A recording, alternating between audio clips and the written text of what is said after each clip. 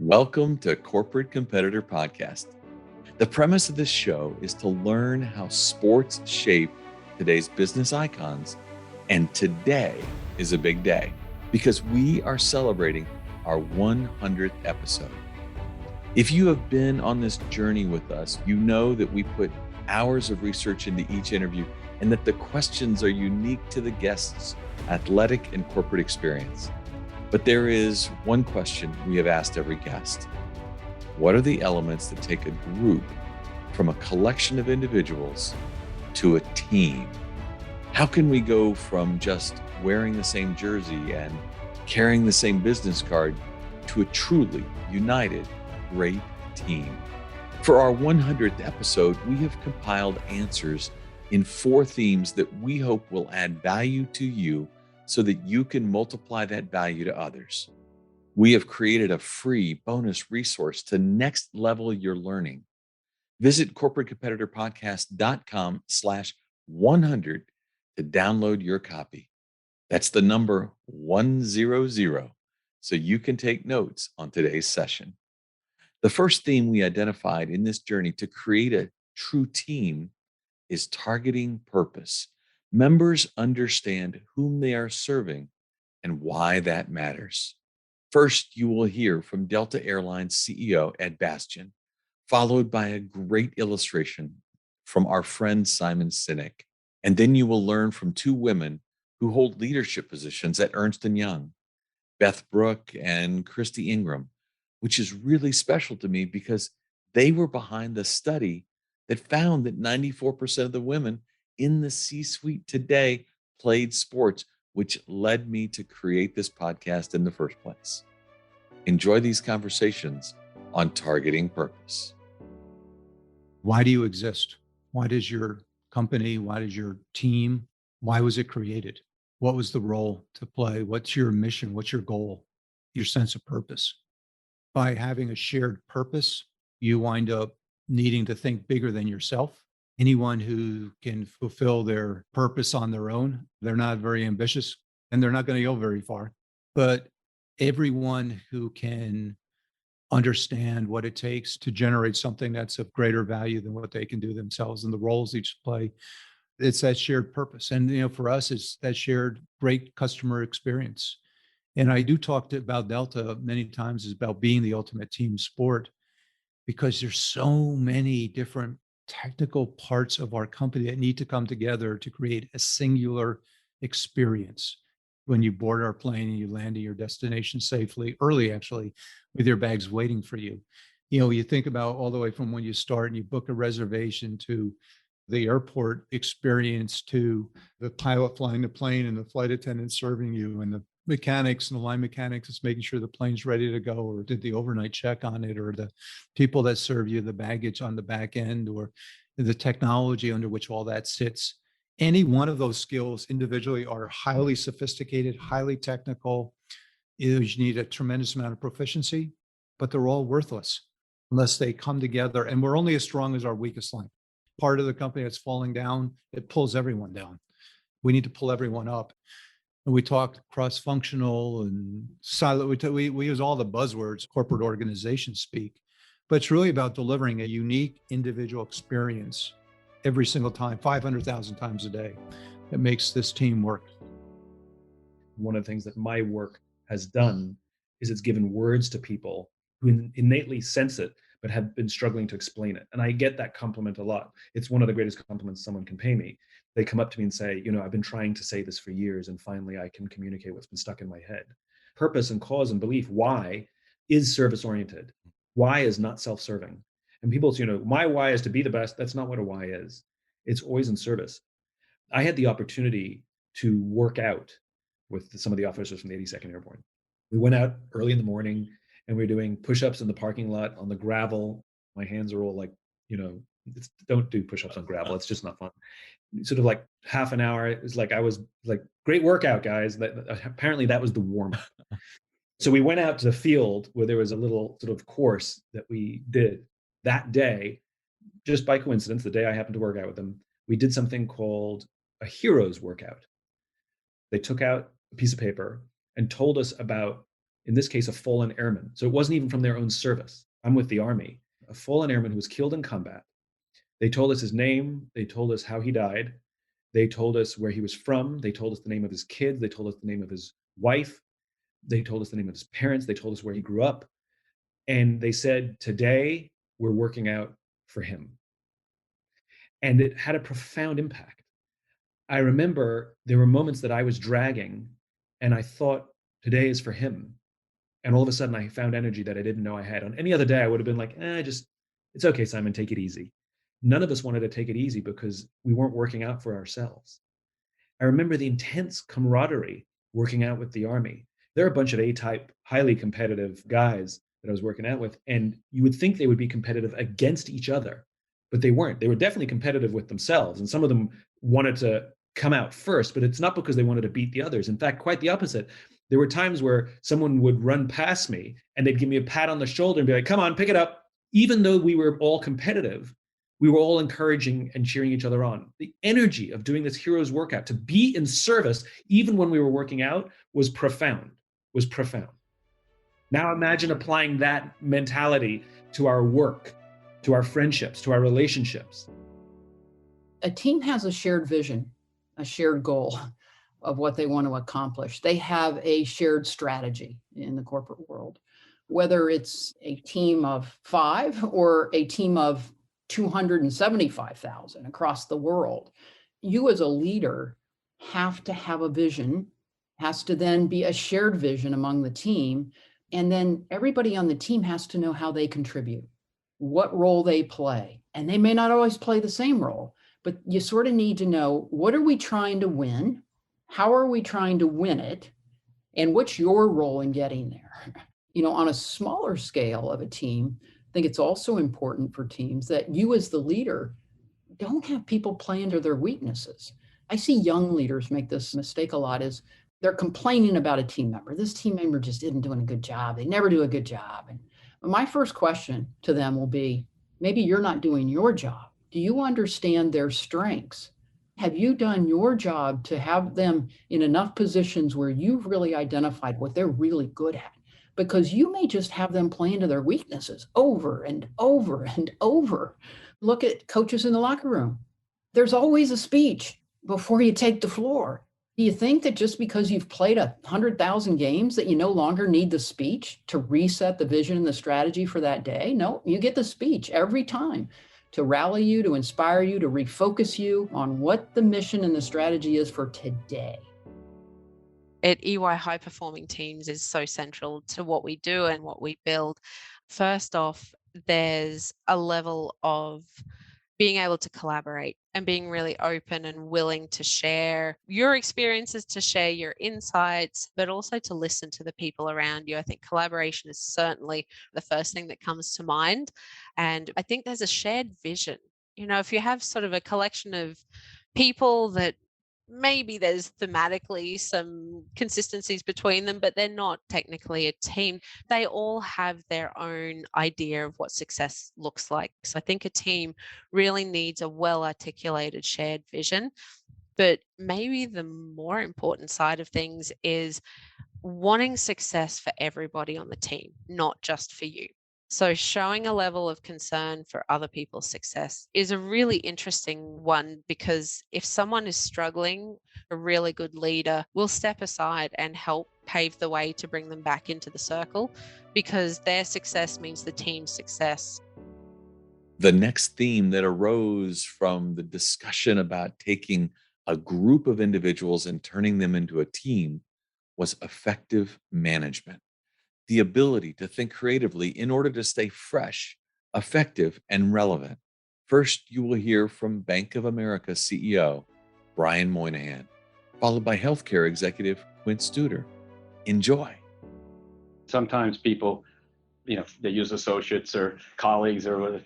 We've used teammate here for a long time because I think of it that way. I think we at Bank of America are in a competitive war to win.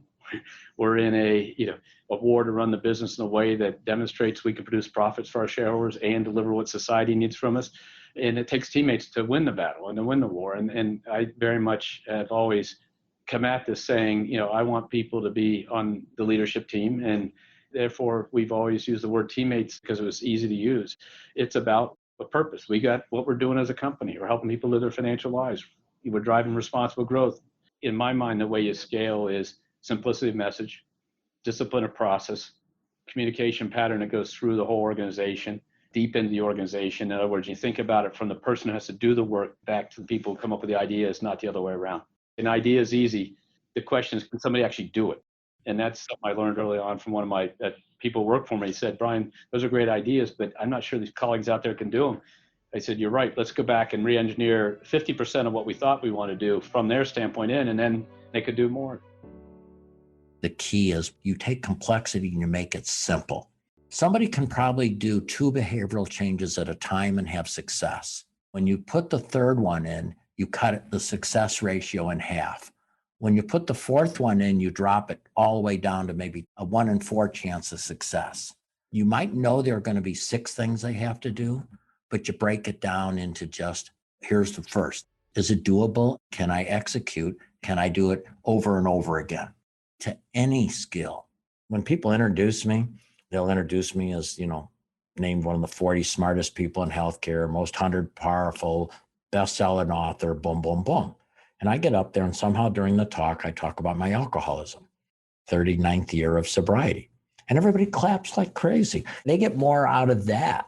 And that's another one of those obstacles. So, being a recovering alcoholic, I thought was a terrible thing to happen to me and ended up being the best thing that could happen to me because you learn to be self-aware and teachable. And that's really what the key of leadership is, or any success, is how self-aware am I and how coachable am I?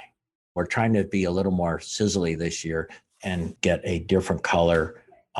We have blue seats and we put the name of the season ticket holder on it. One of our employees wanted to, instead of putting like more of a grayish color, to put a pink. I met with him and he said, I'm really disappointed because I really love this pink color. And the president of the team said, no, we can't use pink. So I called the president of the team and said, well, this fella heard he can't use pink. He said, no, I didn't say that. I said, we can use pink if it doesn't fade. But if it fades, we got to go back to the gray, because so on. So I said, well, obviously between what you said and what happened, it just didn't work. Jonathan, I love the way you're out there. I think what you did would made all the sense in the world to look at the long-term effect of changing colors. Really smart thinking on your part. I think what happens is you assume your person that reports to you is going to relay and cascade the message exactly like you told it. He's a younger leader. He probably doesn't understand that. So one of the things I'd recommend is have him practice how he's going to message what you just said to the workforce so he messages correctly, because he's young, he's inexperienced. And I think that'll be really helpful. But John, I want to tell you once again, I always love the fact that you're looking around the corners and looking for the long-term success of the company. You have to learn how to turn down an idea without turning down the person. Because what happens is if somebody gives me an idea and I say, oh, I already thought of it, or why that won't work, they quit giving them. We have to go back now and tell the person it wasn't the idea of putting pink on our seats that was bad. It was, would they hold so you don't have to spend a ton of money changing them every year? So how do you turn down an idea without turning off the person? And then the third one is the way I look at it. If it doesn't hurt anyone, if it's not illegal, and if it's not going to cost a fortune, what do we got to lose? Next among the 4 themes we've picked out from the answers we've gathered is the idea of activating efficiency. Each member brings a unique set of talent, perspectives, and personalities that complement one another. Rick Hendrick, owner of the most successful NASCAR team of all time and the CEO of the largest privately held automobile dealer network in America, describes this perfectly. He teaches us how to increase employee engagement. Then, former Secretary of State Condoleezza Rice teaches us how to build trust.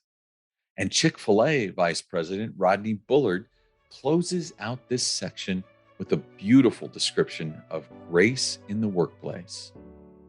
To me, it's all about creating an atmosphere of winning. If you're not winning, what do you have to do to win? What's the bar? Continue to set the bar higher. but not lead the people, not stand up and drive them, but lead them. There's a difference. You can only drive people so long, but you can lead people forever. When you can see something that you can fix or make better by helping people rather than replacing people. We'll replace people if we have to, but give them a chance first. Not everybody's going to be good at everything. And part of a team is to figure out how to get the best out of everybody. If everybody were an offensive lineman on a football team, it wouldn't work very well. So you're trying to bring different skill sets together in order to get a cohesive group that can then achieve. And you have to very carefully make sure that people are bringing different skill sets and that they're meshing and that everybody's respected for what they do. You know, another thing I like about sports is nobody's going to say to the offensive lineman, well, you just block. That's not really important. I throw the ball. Well, yeah, try throwing the ball if the offensive lineman doesn't block. The key is that everybody has to have their contribution and everybody has to respect everybody else's contribution. When you look at something like special forces, I've spent a lot of time with special forces guys.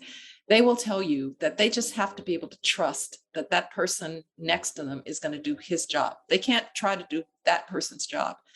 And the way that you do it is you practice, you gain confidence in each other, you gain trust in each other. And the final thing is you don't gossip about one another. First thing is don't do it yourself. So rule number one. And then if you hear it, I think it's very important to say to somebody, have you talked with, Annie about it? Does Josh know that you feel that way? Get people to understand that gossip for the sake of gossip is corrosive. If you really do have something that you think somebody isn't doing well, or you need more from that person, then go have that conversation with that person. If you need me to facilitate, I'm happy to do that.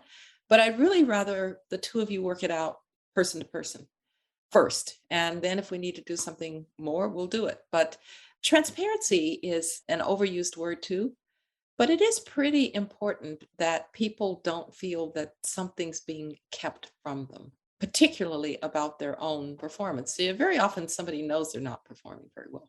And as a leader, you can say to them, oh, well, let's talk about how we can make you more successful. Grace is a big part of leadership. Part of that is understanding that people are going to fail, they're going to fall down, and that we have to be grace-filled in doing that. Because if we have to get to the end of the journey, if we have 1,000 miles to go and I stumble on mile 100, I still have 900 miles to go. So I need to get up and I need to pick them up and we have to go together. Sometimes we think, if only I had this, if only I had that, if only I was taller, if only I had more money, if only I could be born in a different family. We hinder ourselves with that. We have to turn that on its head and think, only I can do this. I have this skill and only I can do this. I have this voice and only I can lend voice to this cause. I am in this job and only I can do something in this role. And there are so many places where we're positioned that we are the only ones, if we just realize it, if we just think about it, if we understand that we're bigger than we think that we are. And instead of thinking what we don't have, let's focus on what we do have. Our last theme is mutual direction. This is the shared responsibility and trust that motivates your employees. ESPN Senior Vice President and founder of ESPNW, Laura Gentile, will begin with a lesson in being a great follower. What a gift it is to remember that sometimes we have to be great followers. And then leadership expert John C. Maxwell brings us in for a landing. No greater way to end this discussion than to have John Maxwell close us out.